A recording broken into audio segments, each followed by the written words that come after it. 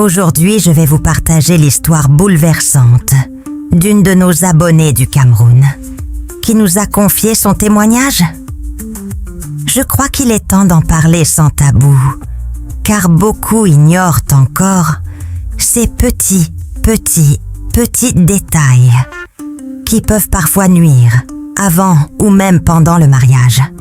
Peut-être que certains sont déjà passés par là ou le vivent actuellement dans leur couple. Et si vous n'êtes pas encore marié, soyez avertis.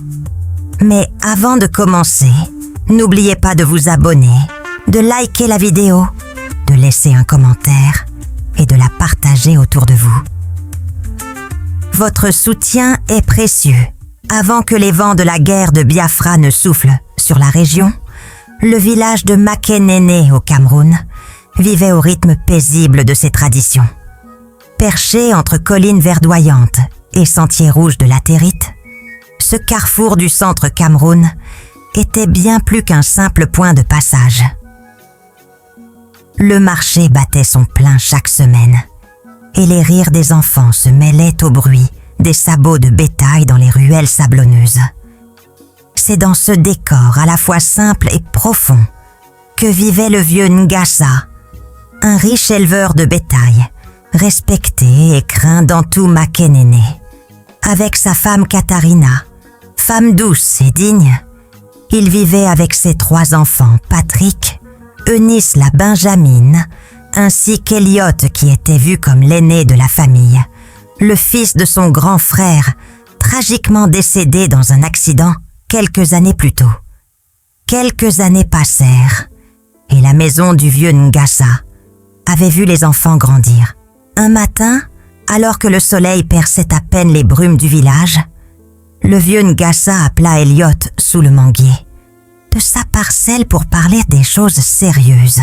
« Écoute, Eliot, je crois qu'il est temps pour toi d'aller à Yaoundé pour finir tes études. Nous avons tout arrangé. Ta maman a payé ton Minerval.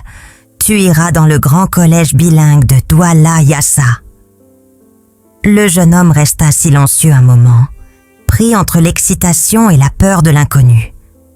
Il n'avait jamais quitté Makenene, mais il savait que ce moment finirait par arriver.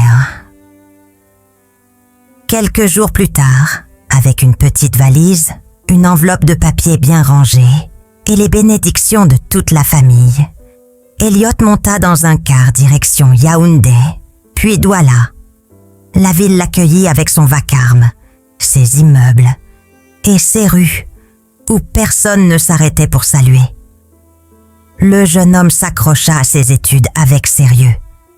Il travailla dur, évitant les mauvaises fréquentations, gardant en tête les sacrifices faits pour lui au village. Après plusieurs années de courage et de solitude, il termina ses études avec succès. Le jour de la remise des diplômes, il pensa à son oncle, à Katharina et aux soirées sous la lampe tempête de Makenene. Mais la réalité du monde extérieur ne ressemblait pas aux promesses faites dans les salles de classe. Trouver un emploi fut un vrai combat. Eliot frappa à plusieurs portes, remit des CV, attendit des réponses qui ne vinrent jamais. Un jour, dans un petit coin industriel de Bonabéry, il vit une affiche. Recrutement, ouvrier, interprète, agent de liaison, site chinois. Il hésita, puis se présenta. Son français, son anglais et un peu de chinois appris en autodidacte impressionnèrent le superviseur. Il fut embauché. Un soir, après une longue journée sur le chantier, couvert de poussière, il appela son oncle le vieux Ngassa pour lui annoncer la nouvelle et aussi lui dire d'aller retirer l'argent qu'il avait envoyé chez l'enfant du chef du village, qui était commis commerçant. « Allô, oncle ? » ?»« Oui, mon fils. Comment vas-tu là-bas ? » ?»« Oncle, la vie ici n'est pas du tout facile. Mais je tiens le coup. J'ai trouvé un petit travail chez les Chinois. C'est dur, mais au moins ça me permet de survivre. » De l'autre côté, le vieux Ngassa soupira doucement. « Tiens bon, Eliot, Les racines sont au village, mais ton avenir, lui, se construit là-bas. Nous sommes fiers de toi. » Quelques années plus tard, alors qu'il avait trouvé un certain équilibre dans sa vie de jeune travailleur à Douala, Elliot fit une rencontre qui allait marquer un tournant dans son histoire. C'était un dimanche après-midi, à la sortie d'une petite église de Bonaberry. La chaleur était douce, le ciel voilé, et parmi les fidèles qui sortaient tranquillement, son regard croisa celui d'une jeune femme. Elle portait une robe simple, couleur crème, et tenait une Bible contre sa poitrine. Elle s'appelait Clarisse. Clarisse n'était pas comme les autres filles qu'il avait croisées en ville. Elle parlait doucement, riait sans excès, et avait ce regard franc qui désarmait. Fille d'un enseignant à la retraite, elle travaillait comme secrétaire dans une petite entreprise locale. Très vite, une amitié sincère naquit entre eux. Puis les sentiments suivirent naturellement. Ils partageaient leurs repas, leurs rêves, leurs inquiétudes aussi. Le soir, après le travail, ils se retrouvaient souvent autour d'un plat de riz ou de ndolé au bord d'une gargote, parlant de leur avenir comme deux âmes qui avaient enfin trouvé un abri. Un jour, alors qu'ils étaient assis près du canal, regardant les lumières de la ville danser sur l'eau, Clarisse lui posa une question. « Elliot, dis-moi la vérité. Pourquoi es-tu toujours si silencieux quand on parle de ta famille? Tu n'es jamais retourné au village ?» Elliot fixa l'horizon un moment, le cœur serré. « Je ne sais pas. Peut-être parce que je porte un nom qui n'est pas vraiment le mien. Je suis le fils de quelqu'un d'autre. Mon oncle m'a élevé comme son fils, mais au fond, parfois je me sens comme un étranger. » Clarisse posa doucement sa main sur la sienne. « Tu n'es pas un étranger, Elliot. Tu es un homme debout. Ce n'est pas le sang qui fait la famille, c'est l'amour qu'on te donne, après plusieurs mois de relations sincères. » Un soir, alors qu'ils étaient assis côte à côte dans leur petite chambre à Bonaberry, Clarisse prit une grande inspiration et se tourna vers Elliot, le regard sérieux. Sa voix tremblait légèrement, mais elle parlait avec le cœur. « Écoute, Elliot, ça fait 3 ans qu'on est ensemble. Tu travailles, je viens chez toi, je cuisine pour toi. Parfois on dort ensemble. Et mes parents, surtout ma mère, me posent des questions tous les jours. Quand est-ce qu'il va t'épouser ? Même mes petites sœurs commencent à murmurer. Je suis ta femme dans les faits, mais pas devant les gens. Et surtout, Elliot, je suis enceinte de toi. » Elle baissa les yeux, puis ajouta doucement. « Je t'en supplie, fais-le vite, avant que mon ventre ne commence à se voir. Pour ma dignité. Je ne veux pas que la honte m'accompagne devant ma famille. » Elliot resta silencieux un moment, pris entre la réalité de ses sentiments et le poids de ses difficultés. Il lui prit la main, les yeux visiblement inquiets. « Clarisse, tu sais très bien que je t'aime, mais je n'ai pas assez d'argent. Tu connais mon salaire. Tu sais comment les choses sont chez nous, avec les traditions, les exigences, les listes interminables. » Mais Clarisse le coupa, posant une main ferme sur la sienne.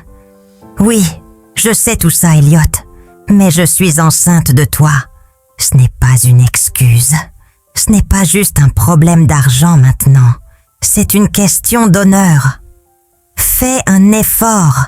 Ne me laisse pas traverser ça seule. » Face à ces paroles, Elliot sentit le poids de la décision peser sur ses épaules.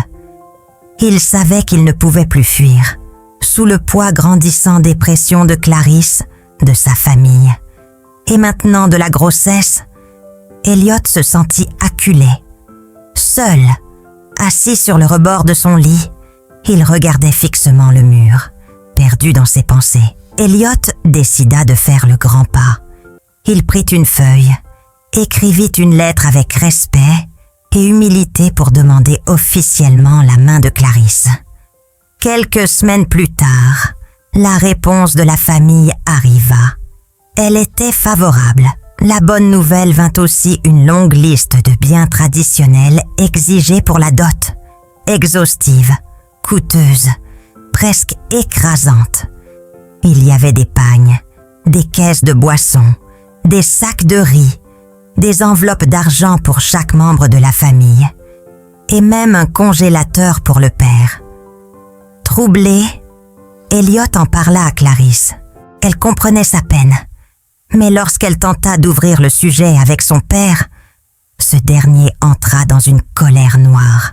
« Tu veux qu'on te vende notre fille pour rien? Elle vaut cette liste, et bien plus encore. » Clarisse, les larmes aux yeux, revint vers Elliot et lui dit doucement « Ils ont tout fixé. Ils ne veulent rien d'autre. C'est cette liste, ou rien. » Sous le poids grandissant des pressions de Clarisse, de sa famille, et maintenant de la grossesse, Elliot se sentit acculé. Seul, assis sur le rebord de son lit, il regardait fixement le mur, perdu dans ses pensées. « Oui, je m'inquiète sûrement pour rien, » murmura-t-il pour se rassurer, bien qu'un doute silencieux rongeait son esprit. Il se leva brusquement, marcha de long en large, puis s'arrêta net. « Et si je contactais oncle Ngassa ?» se dit-il intérieurement. Désemparé mais décidé à ne pas abandonner celle qu'il aimait, Elliot prit son téléphone et appela son oncle Ngassa, resté au village.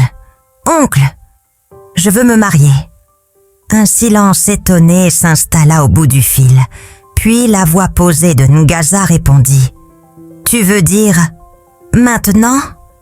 Oui, j'ai trouvé la femme qu'il me faut, mais la liste est très longue et je n'ai pas assez. » Ngassa resta silencieux quelques secondes, puis dit avec calme. « Écoute mon fils, je crois que je paierai toute ta dot. Envoie-moi la liste des biens. » Le cœur léger, Elliot prit une photo de la liste et la lui envoya immédiatement. Quelques heures plus tard, son téléphone vibra à nouveau. « Écoute mon fils Elliot, je t'enverrai l'argent. Fais ton mariage. Tu es béni mon fils. » Les yeux pleins de gratitude, Elliot regarda le ciel. Pour la première fois, il sentait que malgré les lourdeurs de la vie, l'amour, la famille et la bénédiction pouvaient vraiment ouvrir le chemin. Ce soir-là, alors que le calme s'était installé sur le village de Makenene, Ngassa s'assit lourdement sur sa chaise en bois, le visage fatigué. La lumière tremblotante de la lampe à pétrole projetait des ombres sur les murs. Il fit signe à Katharina de le rejoindre. Quand elle arriva, il la regarda longuement, puis dit d'un ton amer. « Écoute, Katharina, ce petit Elliot m'a appelé ce matin pour dire qu'il va se marier. Vraiment ? Après tout ce que j'ai fait pour lui ? Le grand frère me l'a laissé comme un petit garçon malade. J'ai pris soin de lui, j'ai payé ses écoles, ses transports pour le collège. Maintenant qu'il a un travail, il m'annonce calmement qu'il va se marier, sans même penser à moi d'abord. » Il frappa doucement la table du plat de la main, visiblement troublé par un mélange de fierté blessée et de déception. Katharina, qui le connaissait trop bien, croisa les bras et le regarda droit dans les yeux. « Oui, et alors ? Il n'est pas ton fils. S'il l'était vraiment, il t'aurait mis en priorité, c'est sûr. Mais il est le fils de ton défunt frère. Tu l'as élevé, oui, mais moi je t'avais prévenu. Je t'avais dit de le laisser au village et d'envoyer Patrick à sa place. Tu ne voulais pas écouter, tu as insisté.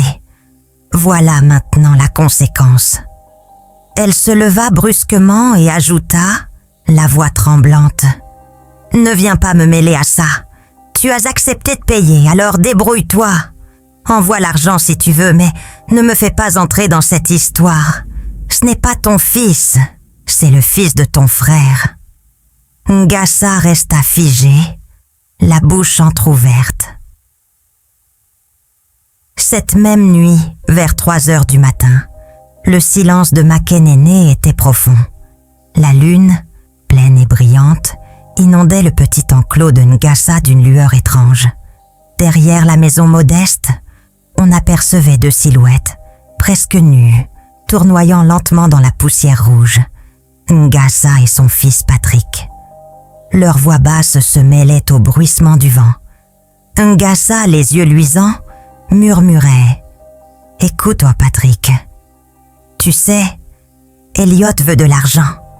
Après tout ce que j'ai fait pour lui, le grand frère me l'a laissé malade et sans avenir. J'ai tout payé pour lui. Et maintenant, il va se marier sans penser à moi ?» Ses mots se perdaient dans la nuit, tandis qu'il tenait une liasse de billets qu'il posa doucement au sol. Ensemble, père et fils firent passer l'argent sous leurs pieds, prononçant des incantations dans une langue ancienne que peu connaissaient encore. L'air semblait se charger d'une force invisible. Ngassa leva les yeux vers la lune et déclara d'une voix grave « Toi, Patrick, tu iras me représenter au mariage. Le jour, tu seras leur témoin. Mais la nuit, je serai avec toi. Tu viendras me rapporter tout ce qui se passe dans leur maison. » Patrick, le regard vide, répondit d'une voix presque inhumaine. « Oui, père, comme un grand hibou, je verrai tout. » Ngassa sourit, un sourire froid. « Rien ne doit avancer dans cette maison. Cet argent vient de moi, alors leur bonheur m'appartient. Dès cette nuit, moi, Ngassa, je me marie spirituellement à Clarisse.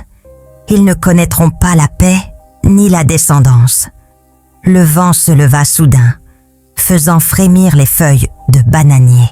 2 jours plus tard, alors que Elliot s'apprêtait à rentrer chez lui après une longue journée de travail, il vit un gros camion de commerçants stationné non loin de sa cour. À peine avait-il franchi le portail qu'il aperçut une silhouette familière. Son cœur fit un bond. « Ouh, Patrick, tu es ici ?» s'écria-t-il surpris. Le jeune frère se tenait là, sourire aux lèvres, un sac poussiéreux à la main. « Mais comment es-tu arrivé ici? Qui t'a donné mon adresse ?»« C'est papa, c'est lui qui m'a envoyé, » répondit calmement Patrick, comme si cela allait de soi. Elliot fronça les sourcils, un peu confus. Il ne se souvenait pas avoir donné son adresse exacte au vieux Ngassa. Mais bon, c'était son petit frère après tout. Il soupira puis ouvrit la porte. « Entre, petit frère. » Ils pénétrèrent dans la petite maison de 2 chambres, modeste mais bien tenue. Elliot lui montra une pièce à l'arrière. « Ici, normalement, je garde mes outils de travail.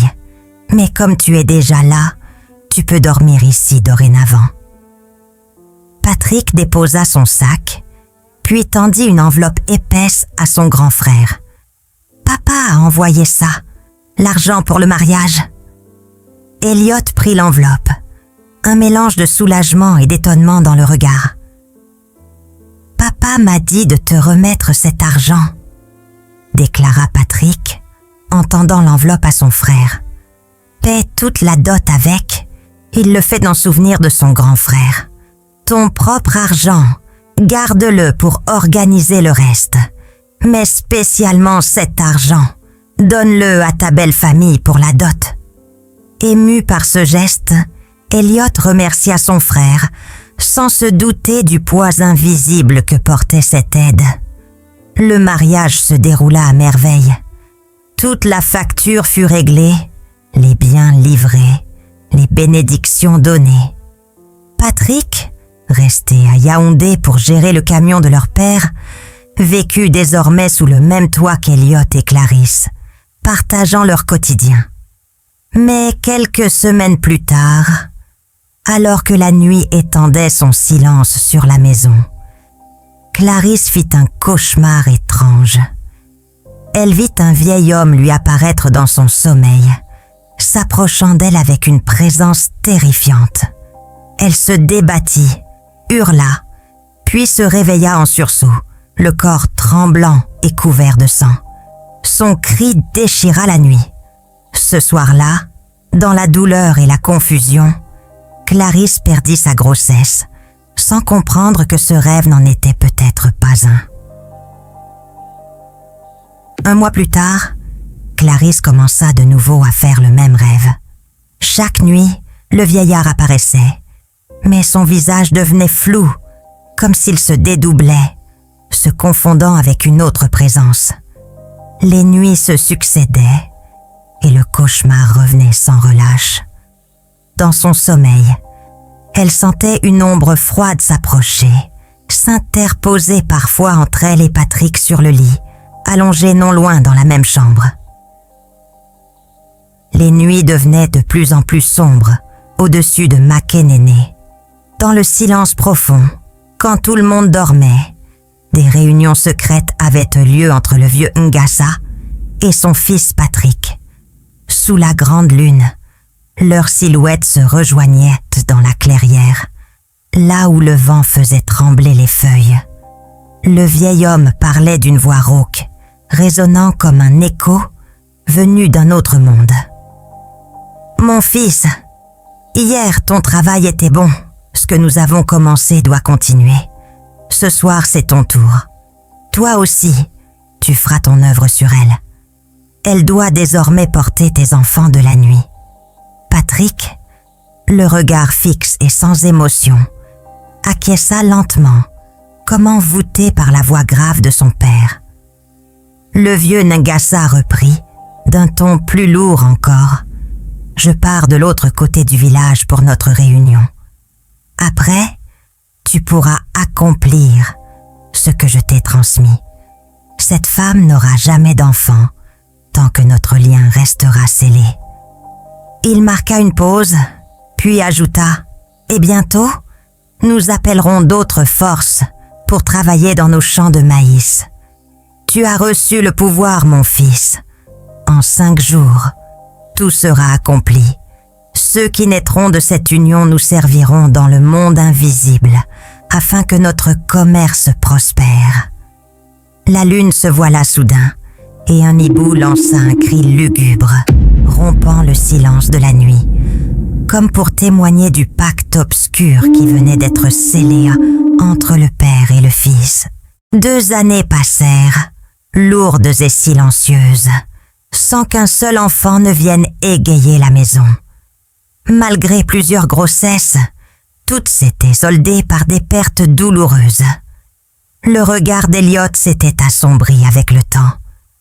Ce jour-là, alors que Clarisse était assise sur le lit, les yeux pleins de larmes, après une nouvelle fausse couche, il explosa, la voix brisée par la colère et la frustration.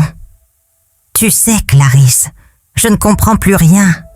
Tu me parles toujours de rêves, de cauchemars, de présences étranges la nuit. Et aujourd'hui encore, nous avons perdu cette grossesse.